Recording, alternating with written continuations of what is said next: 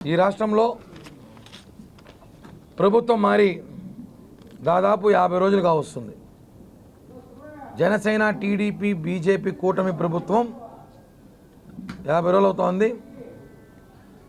అధికార పార్టీ వాళ్ళు మన జగన్ మామయ్య పాపం భయపడ్డాడో లేకపోతే భయపడ నటిస్తున్నాడో, ప్రజల సింపతి కోసమో లేదా మళ్ళీ అధికారం కోసమో కొత్త డ్రామా మొదలెట్టాడు. ఢిల్లీకి పోతున్నాడు. రేపు ఢిల్లీలో ధర్నా చేస్తాడంట. ఏమని ధర్నా చేస్తాడు? డాక్టర్ సుధాకర్ బాబు చంపేసి ఎవరు చంపారని చెప్పి ధర్నా చేస్తాడా?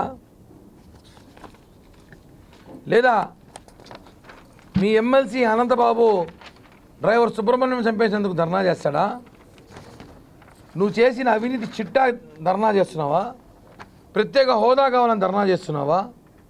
ప్రత్యేక ప్యాకేజీ కావాలని ధర్నా చేస్తున్నావా? స్టీల్ ప్లాంట్ తరలించిన ధర్నా చేస్తున్నావా?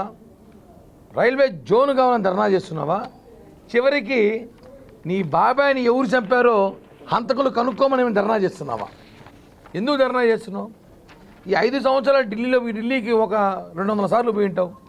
ఏ రోజైనా పోయి ఢిల్లీలో ధర్నా చేశారా? లేదే. ఇప్పుడు ధర్నా అంట.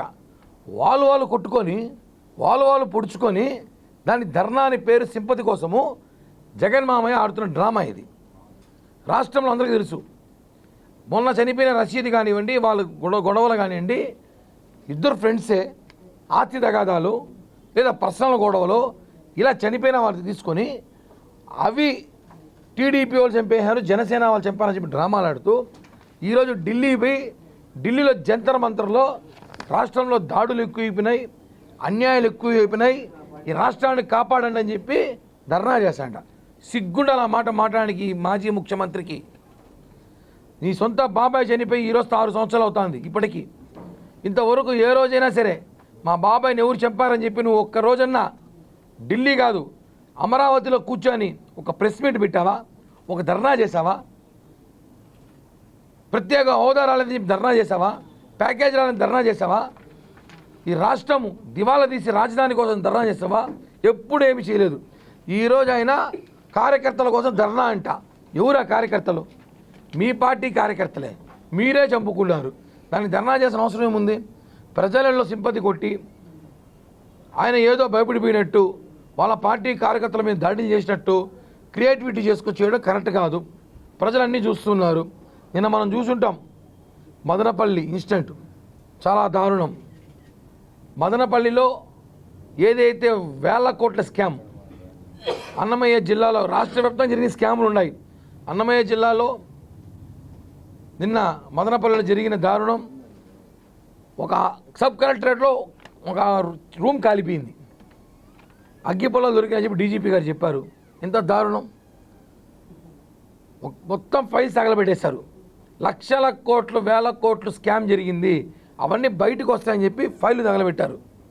ఇవన్నీ కూడా మేము అధికారంలో ఉన్నాం కదా, అన్నీ బయట తీస్తాం. మదనపల్లిలో పరిస్థితి ఎలా ఉందంటే, ఒక వ్యక్తి చెప్తున్నాడు నాతో, అందరూ మామూలుగా ఉదయం 9 నుంచి రాత్రి 4 దాకా పనిచేస్తారు అన్ని కార్యాలయాల్లో. మదనపల్లిలో సబ్ కలెక్టర్లు మాత్రము ఈ కొద్ది రోజులుగా సాయంత్రం 4 నుంచి మరుసటి ఉదయం 9 దాకా పనిచేశారట. అంటే రాత్రంతా పనిచేస్తున్నారు. ఏం పని చేస్తారంటే ఇవే, ఈ ఫైళ్ళు కాల్చడానికో ఈ ఫైళ్ళు తారుమారు చేయడానికో పనిచేశారు. ఇవన్నీ కూడా ప్రజలు గమనించాలి. ఆయన ఇంకా ముఖ్యమంత్రి అనుకుంటున్నాడో, మేమే ఇంకా అధికారంలో ఉంటామని భ్రమలో ఉన్నాడో ఏం అర్థం కావట్లేదు. రోజుకు ఒక మాట మాట్లాడుతున్నాడు. నిన్న అసెంబ్లీలో చూసాం, నల్ల కండువాలు వేసుకొని పోయి నిరసన వ్యక్తం చేసి ఆయన ఎవరో ఒక పోలీస్ ఆఫీసర్ వార్నింగ్ ఇస్తున్నాడు. మళ్ళీ మేము వస్తామంటే ఏంది వచ్చేది? నువ్వు 15-20 ఏళ్ళు కనపడవు రాష్ట్రంలో ఎడా. ఆ విధంగా దెబ్బేసినాం మేము మిమ్మల్ని. 15-20 సంవత్సరాలు కనపడు జగన్మోహన్ రెడ్డి వ్యక్తి. వాస్తవం ఇది. మళ్ళీ మేము వస్తాము అంటే ఎవరికి చెప్తున్నారు ఇవన్నీ? ఈయన వస్తే ఆ మధుసూదన్ రావు ఎవరు ఆఫీసర్ని, నేను వస్తే నీ కథ చూస్తామంట. నువ్వు వస్తే చూడడానికి, నీ కథ చూడడానికి రెడీగా ఉన్నారు రాష్ట్రంలో ప్రజలందరూ. ఒక వ్యక్తి మాట్లాడుతూ, ఎందుకే ఆ ఢిల్లీలో ధర్నా చేస్తున్నామంటే, మాకు జరిగిన అన్యాయం, మేము చేస్తున్న బాధ జగన్మోహన్ రెడ్డిని దేశమంతా చూడాలి కాబట్టే ఢిల్లీలో పోయి చేస్తాడంట. వద్దు, ఒక పని చేయండి రా బాబు, అమెరికా పోండి, ప్రపంచం అంతా చూస్తుంది. ఎట్టో అమెరికా ఎలక్షన్ జరుగుతూ ఉంది, ఎట్టో ఏడు మీ పార్టీకి దిక్కులేదు, అయిపోయింది. అమెరికాలో పోటీ చేసే అవకాశం ఉంటే పోండి, ఆడెట్టో వాళ్ళు కొట్టుకుంటారు. జగన్మామని ఆడికైనా పోతే పోటీ చేయొచ్చు. ఆడిపోయి ధర్నా చేస్తే అమెరికాలో ప్రపంచం అంతా చూస్తుంది నీ జరిగిన నిర్ణయం. ఎవరికి చెప్తారా ఇవన్నీ మీరు? ఇవన్నీ కరెక్ట్ కాదు. జగన్ ఢిల్లీ టూర్ ఒక డ్రామా.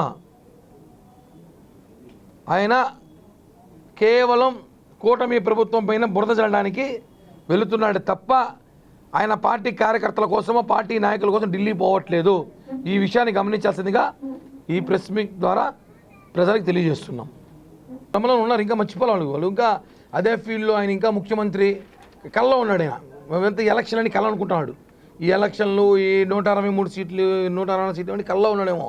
లేకపోతే అసెంబ్లీ తిరిగిపోయేసి మధుసూదన్ రావు నీ కథ చూస్తానంటే ఏందా చూసేందు? ప్రజలు చూస్తున్నారు లైవ్లో, ఛానల్లో.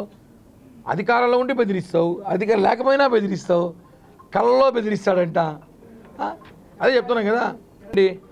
ఇప్పుడు కూడా కొన్ని కార్యాలయాల్లో ఇంకా జగన్ మనుషులే ఉన్నారు. ఇంకా అధికార పూర్తిగా కూటమి ప్రభుత్వం సంబంధించిన అధికారులు రాలేదు.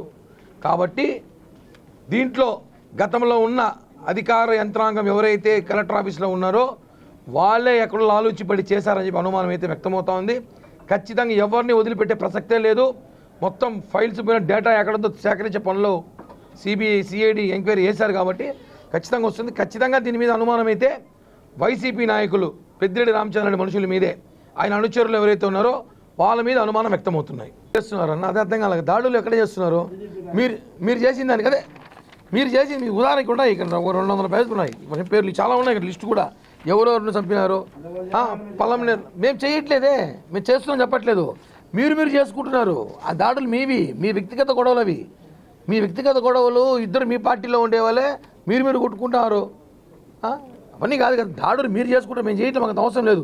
మేము పరిపాలన చేసే పనిలో ఉన్నాం. నిన్న చంద్రబాబు గారు, పవన్ కళ్యాణ్ గారు క్లారిటీగా చెప్పారు కదా, మాకు రాష్ట్రము దివాలా తీసి మా చేతికి వచ్చింది, ఈ రాష్ట్రాన్ని నిలబెట్టాలి, ఈ రాష్ట్రం అభివృద్ధి జరగాలి, నిధులు తేవాలి, అన్ని శాఖల్లో పూర్తిగా ఖజానా ఖాళీ అయింది, ఈ పనిలో ఉన్నాం తప్ప ఎక్కడా కూడా దాడులు చేయాలనో ఎక్కడ కూడా మేము కక్ష తీర్చుకోవాలని చెప్పి మాకు ఆలోచన లేదు అని నేను క్లియర్గా చెప్పాం.